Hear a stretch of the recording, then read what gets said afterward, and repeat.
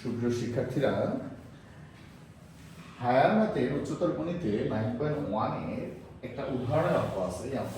এই অঙ্কটা অনেকেই বোঝে, আবার অঙ্কটাকে ক্লিয়ার করতে পারে না। কোথায় সমস্যাটা, এটা চলো আমরা একটা বিস্তারিত আলোচনা করার চেষ্টা করি।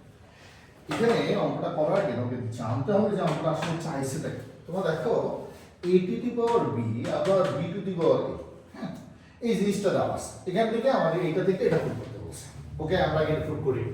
তোমরা যখন দেখো লেফট হ্যান্ড সাইড থেকে যখন রাইট হ্যান্ড গেছে, তখন কিন্তু বেজের ক্ষেত্রে b নাই, তার মানে আমাকে b উঠাতে হবে, তার মানে আমাকে b সরাতে হবে।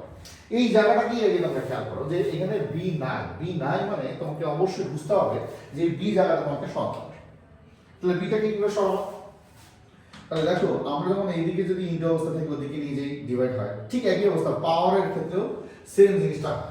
তাহলে আমার b এর ভ্যালুটাকে যদি আমরা জাস্টিফাই করি, অর্থাৎ a এই এদিকে যদি নিয়ে আসি b by a equal to b, দেখো তো এটা করা যায় কিনা? অবশ্যই করা যায়। তাহলে আমরা এই লেফট হ্যান্ড সাইড আগে লিখব। লেফট হ্যান্ড সাইড কি a to the power sorry, আচ্ছা a এর মান তো আছে, b এর মান কত? b এর মান হচ্ছে এইটা পুরোটাই। আমরা এবার এইটা এখানে বসাবো। কি আছে? a to the power b by a to the power আবার a বি আছে। তাহলে আমরা এটাকে কি করতাম? আগে আমরা এটাকে বেস যদি করতাম a, এখানে কিছু নাই, তার মানে 1 আছে, 1 মাইনাস b বাই a, এটার উপর কি আছে? a by b। আমরা এবার এটাকে ইনটু দ্বারা করে দেব।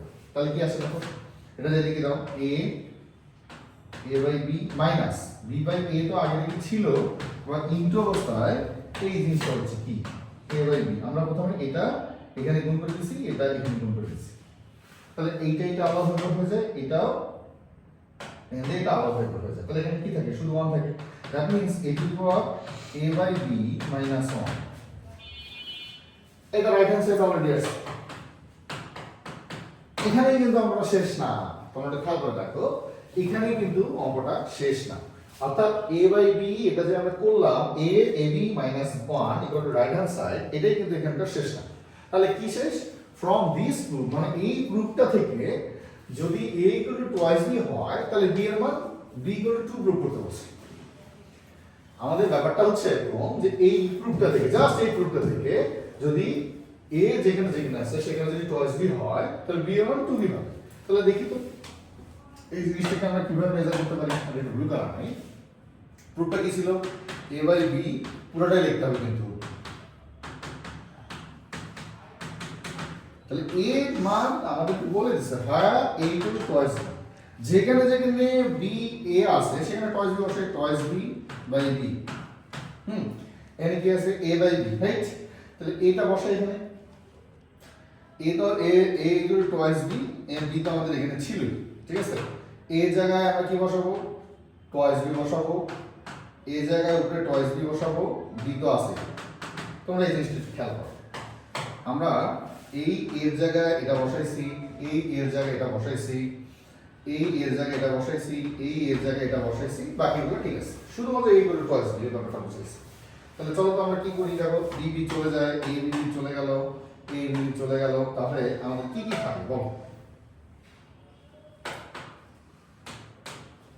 তাহলে এখানে শুধুমাত্র 2 থাকে, আর 2 তে 2 থাকে। আর এখানে কি থাকে? এখানে 2b 2 মাইনাস 1। তাহলে এটার মান কত হচ্ছে? এখানে আমি 4 লিখতে পারি, এখানে 2 দিয়ে লিখতে পারি। সুতরাং b ইকুয়াল টু এই 2টা দিকে ভাগ করলে কত হবে? 2। প্রুফ। এই অঙ্কটা কিন্তু খুব সহজ, কিন্তু করতে গেলে বোঝা যায় যে অঙ্কটা একটু মোটামুটি টাফ। আমি মনে হয় বুঝাতে পারছি। ধন্যবাদ।